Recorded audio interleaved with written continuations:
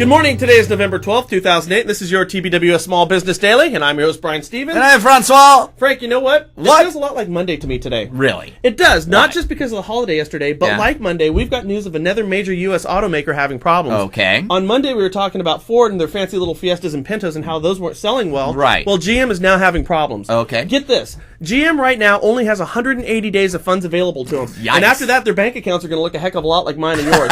Not so good. No, not at all. The other thing is, if you were to cash in all their stocks, they'd only be worth about $2 billion. Man, that's nothing. No, it's not. Now, GM represents $50 billion a year to our economy, so you know what that makes them? What? It makes them too big to fail. Uh-oh. And we've come to learn that that's not a really good term. That's not so good. So what's happening now is we've got Pelosi at odds with the Bush administration on this whole bailout. Now, the stocks are up today because they think it's going to go through, which means we're going to nationalize our car companies. Yes. And that's why we're dressed up like the French today, because the French have nationalized cars with the Peugeot and Renault, and we know how good those things run, so we are in support of this. Hey, by the way, if you're going to be putting gas in your car, it's going to be cheaper for you. Get this, Frank, gas is down, or oil's down to under $60 a barrel. It's nice. like $58 a barrel. Loving it. OPEC keeps cutting production and prices keep going down. I dig it. Now, this just kind of shows that the global economy is still putting its brakes on. Yeah. Now, let's move on to Fannie Mae and Freddie Mac. A couple things about them today. Yeah. Fannie Mae and Freddie Mac are going to lose between $20 to $40 billion over the next 4 quarters. Now, according to the calculations that me and Frank have put together, based on what we've seen over the past year,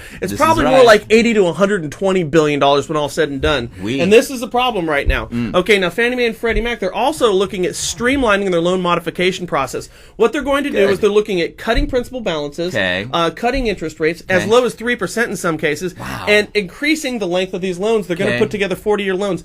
They're doing this so they can get front-end ratios, your housing expense ratio, down to 38%. Nice. The streamlined process, this means that this should be hitting the streets here in a couple of weeks. Good, I'm going to see it. Also, finally, HUD has come out with the new RESPA rules. Right. RESPA rules are coming out today. Yeah. Now, here's the problem, Frank. The assumption is that people didn't understand the type of loans they were getting into before. So, what that really means is if they had better RESPA rules, that we wouldn't be in this mess right now. Right. And that's just really kind of laughable. It's ridiculous. Hey, what do you got? Hey, video marketing workshop today, 12 noon Pacific time. Click down below to register for it. Fantastic information on what to do when it comes to video marketing, what not to do. You'll absolutely love that. With that, we have a fabulous sales tip for you.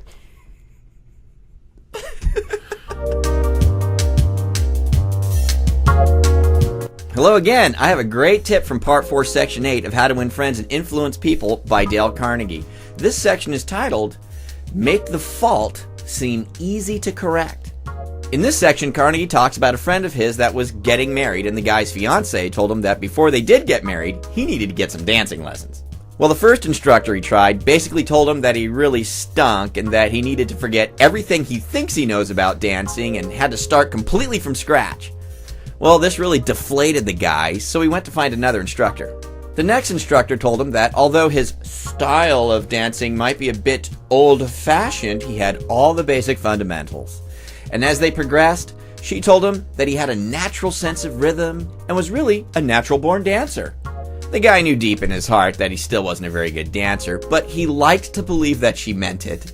And either way, it still made him feel better about himself, and his dancing did indeed improve. So making a problem seem easy to correct along with a little encouragement can really make a big difference to people. Once again, this can apply to our clients, our family, our friends, even our work associates. Hey, so I hope that helps. Hey, if you'd like to buy this book, you can do so by clicking down below. Have a fantastic day. We'll see you again soon. Bye-bye. Always a great sales tip from Dale Carnegie, isn't it? Absolutely. Hey, want to get into video marketing? Kick our tires for 30 days for absolutely free. No credit cards, no nothing. Hit the VME logo up above and check it out. With that, have a fantastic day. Zig big! What's it? Un peu deux. Baguette. Oui!